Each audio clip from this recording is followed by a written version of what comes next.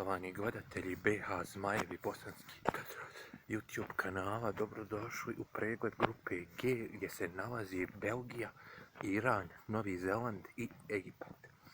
U ovoj grupi Belgija je izraziti veliki favorit. Belgija je dobra reprezentacija koja je osvojila na svjetskom prvenstvu Rusiji. Osvojili su to 3. mjesto.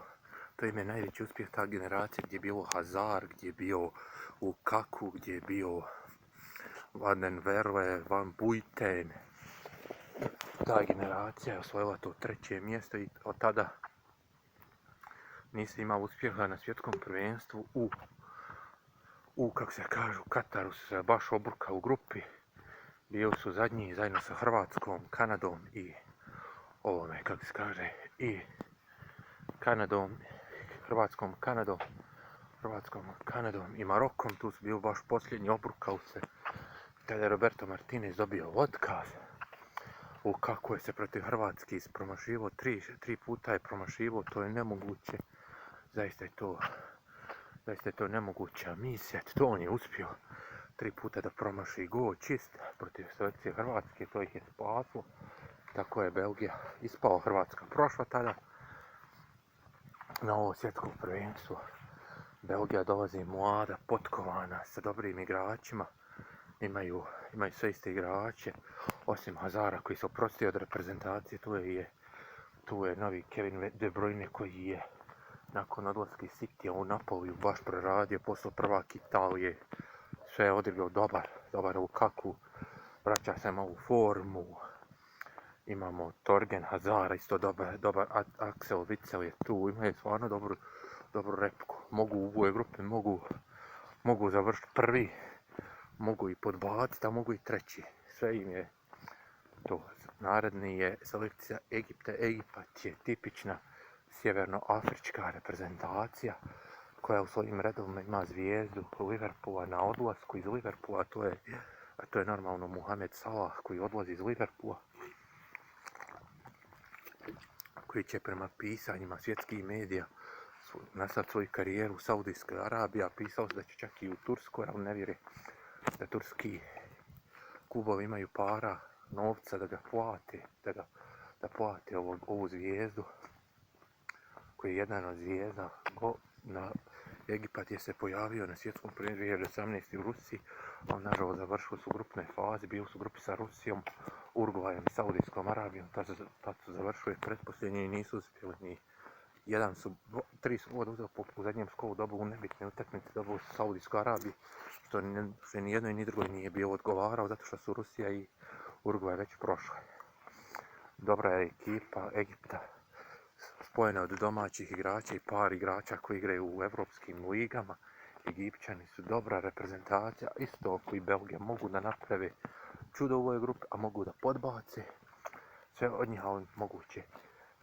Sljedeća je reprezentacija Irana koja se nije znala do zadnjeg trenutka hoće li nastupiti na ovom svjetskom prvenstvu Sjedinjenim Američkim Državama, Kanadi i Meksiku. Iran je čak zahtijevao da svoje utakmice ne igra na američkom tlu, da igra u Meksiku. To je FIFA odbila, pa je zbog znate koju već situaciju, da ne spominjem, zbog rata tamo u Iranskom zaljevu, to je bilo pod upitnikom, ali evo, predsjednik FIFA Gianni Infantino je potvrdio da će se selekcija Irana naći na svjetskom prvenstvu.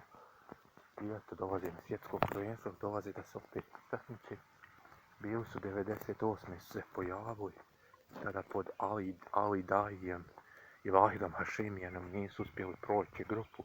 Bili su u grupi sa svojim današnjim protivnikom u politici Sjedinjenim Američkim Državama, tadašnjom Jugoslavijom i Njemačkom. Završili su zadnji u grupu, završili su ispred Amerike, pošto su pobijedili Ameriku u zadnjem kolu 1-0 i tako stvarali najveći uspjeh u historiji iranskog fudbala.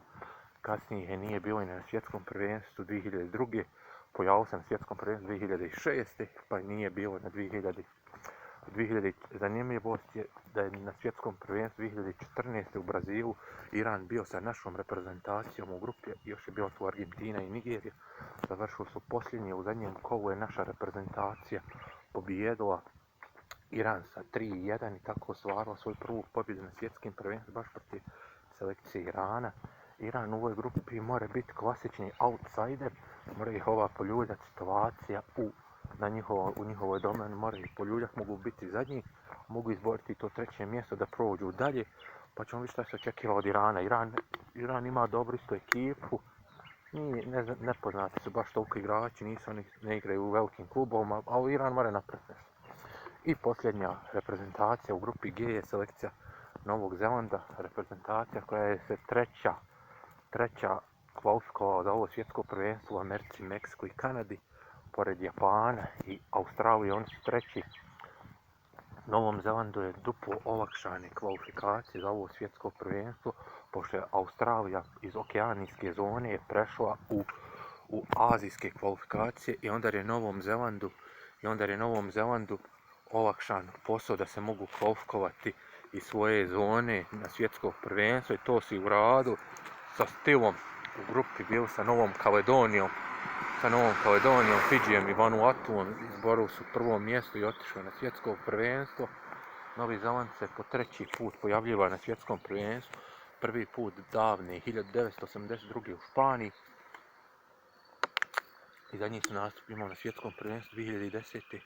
u Južnoj Africi, tad su čak završili ispred bivših svjetskih prvaka Italijana, isto i oni su Italijani otišli tada kući i nisu se pojavljivali nikako. Evo i ponovno svjetsko prvenstvo, popularni sokerovci, kod njih je popularan ragbi, fudbal nije toliko ni popularan, pa ćemo vidjeti šta će napraviti Novozelanđani u ovoj grupi.